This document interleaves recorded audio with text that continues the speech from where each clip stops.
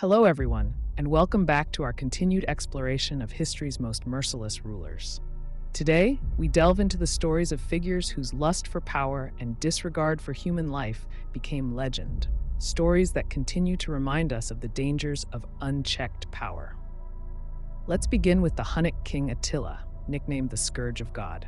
He decided to crush the Roman Empire and resorted to sophisticated torture, such as tearing out all the limbs of a captive one by one. He practiced cannibalism, ate his two sons, and did not disdain to drink the blood of his victims. When a young Frankish woman refused to become his wife, he tortured her and brutally executed 11,000 of her compatriots. He systematically burned and destroyed captured cities, responsible for the deaths of many hundreds of thousands of people.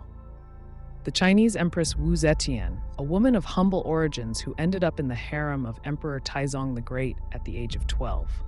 She was considered one of the greatest beauties of her time and quickly became the favorite of the emperor, then seduced his son Gaozong, gave birth to his child, whom she strangled, later accusing his official wife of this crime.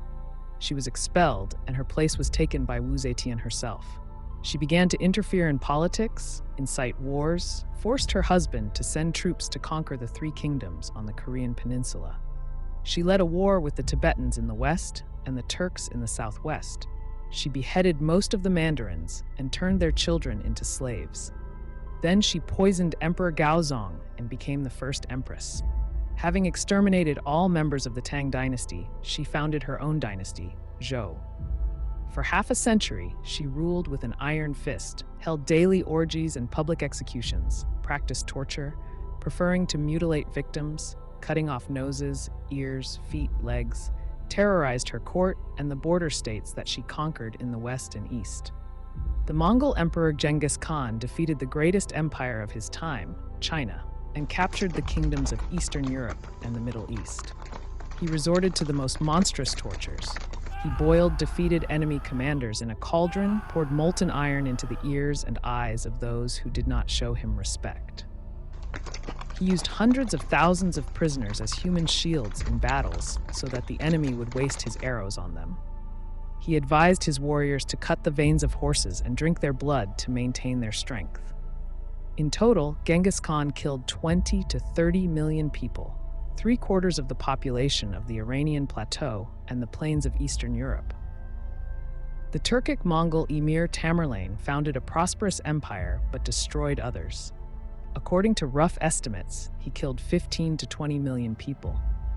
He also resorted to all kinds of torture, from slowly strangling thousands of victims to throwing thousands of people from high cliffs. In Baghdad, he killed 90,000 civilians to intimidate them.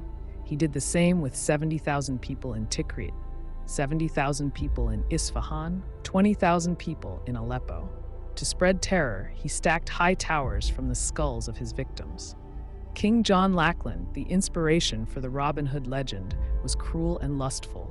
He persuaded the wives of his vassals to cohabit, fathered 12 illegitimate children by them, banishing or killing their mothers. He betrayed his father, brothers, wife, the barons who had joined him, and finally the country. He threw the disobedient into prison, where they died of hunger. He increased taxes so that he could indulge in orgies to his heart's content and brought the country to poverty. He died of dysentery. Pol Pot, the Cambodian communist dictator, head of the Khmer Rouge, is guilty of killing 1.7 million people, 20% of the Cambodian population. He encouraged peasants to kill city dwellers and set the illiterate against the intelligentsia. He believed that torture was a way not only to extract a confession, but also to make the victim beg for execution. Having eliminated those he considered anti-communists, Pol Pot ordered that his body be cut up and scattered after death, that all documentation mentioning his name be destroyed, and that everyone who knew him be killed. He wanted total oblivion, as if he had never lived. In hearing these stories, we are confronted with some of the darkest elements of human history. Each of these rulers, driven by fear, ambition, and an obsession with control, left behind a trail of destruction that serves as a cautionary tale. The patterns of paranoia, the desire to be seen as invincible, and the dehumanization of others in pursuit of power remind us of the perils of unchecked authority.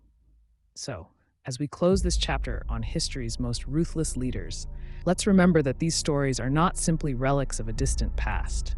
They are echoes, warnings of what happens when power goes unchallenged, and a reminder that vigilance, empathy, and accountability are essential for any society. Thank you for joining me, and I hope you'll return next time as we continue to explore history's lessons and the complex psychology of power.